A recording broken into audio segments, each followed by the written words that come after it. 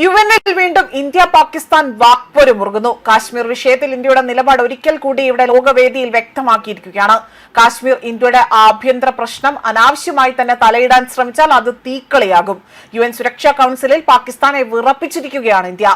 ഐക്യരാഷ്ട്രസഭയുടെ സുരക്ഷാ കൌൺസിലിൽ ജമ്മു കാശ്മീർ വിഷയം വീണ്ടും ഉയർത്താൻ ഇവിടെ പാകിസ്ഥാൻ ഒരു ശ്രമം കൂടി നടത്തുകയാണ് ചെയ്യുന്നത്. എന്നാൽ ഈ ശ്രമം ഇനി നടത്തിയാൽ അവിടെ ശക്തമായ രീതിയിൽ വടിയെടുക്കുമെന്ന് തന്നെയാണ് വ്യക്തമാക്കിയിരിക്കുന്നത്. ജമ്മു കാശ്മീർ ഇന്ത്യയുടെ അവിഭാജ്യ ഘടകമാണ് എന്നും അത് രാജ്യത്തിന്റെ ആഭ്യന്തര വിഷയമാണ് എന്നും യുഎന്നിൽ ഇന്ത്യ വ്യക്തമാക്കി. സുരക്ഷാ കൌൺസിലിന്റെ ഐര ഫോർമുല യോഗത്തിലാണ് ഇന്ത്യ പാകിസ്ഥാന്റെ നീക്കങ്ങൾക്ക് ശക്തമായ മറുപടി നൽകിയത്.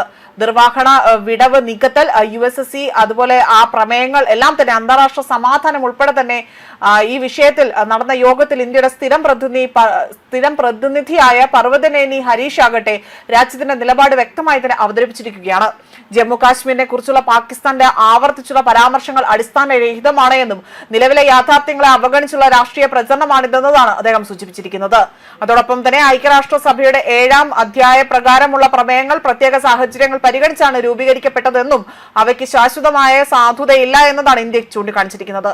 കാലഘട്ടത്തിനനുസരിച്ചുകൊണ്ട് യാഥാർത്ഥ്യങ്ങൾ മാറുമ്പോൾ പഴയ പ്രമേയങ്ങൾ രാഷ്ട്രീയ അവകാശങ്ങൾക്കായി തന്നെ ദുരുപയോഗം ചെയ്യുന്നത് അംഗീകരിക്കാനാകില്ല എന്നും ഇന്ത്യ വ്യക്തമാക്കി.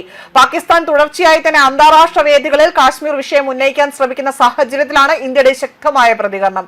ഭീകരവാദത്തെ പ്രോത്സാഹിപ്പിക്കുകയും അതിർത്തി കടന്നുള്ള ആക്രമണങ്ങൾ പിന്തുണ നൽകുകയും ചെയ്യുന്ന രാജ്യത്തിന്റെ സമാധാനത്തിനെ കുറിച്ച് സംസാരിക്കാൻ ധാർമ്മിക അവകാശവും നിലപാടും ഇന്ത്യ മുൻപും പലവട്ടം വ്യക്തമാക്കിയിട്ടുണ്ട്. അതേസമയം ജമ്മു കാശ്മീരിൽ വികസനവും ജനാധിപത്യ പ്രക്രിയയും ശക്തിപ്പെടുത്തുകയാണ് എന്നും പ്രദേശത്ത് സ്ഥിതി ചെയ്യുന്ന സാധാരണ നിലയിലേക്കാണ് എന്നും ഇന്ത്യൻ രാഷ്ട്ര സമൂഹത്തെ ഓർമ്മിപ്പിക്കുകയാണ് ചെയ്തിരിക്കുന്നത്.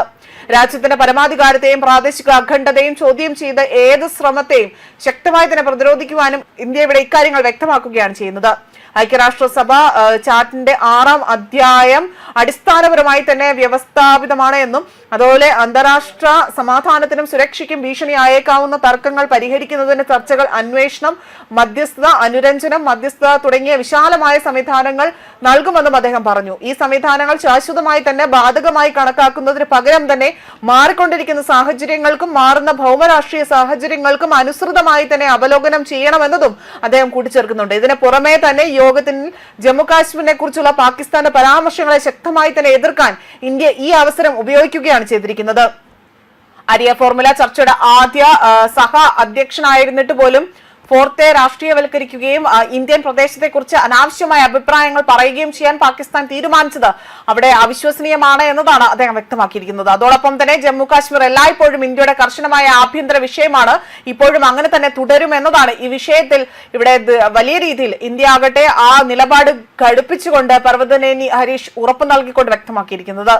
ന്യൂസ് ഡെസ്ക് കർമ്മ ന്യൂസ്.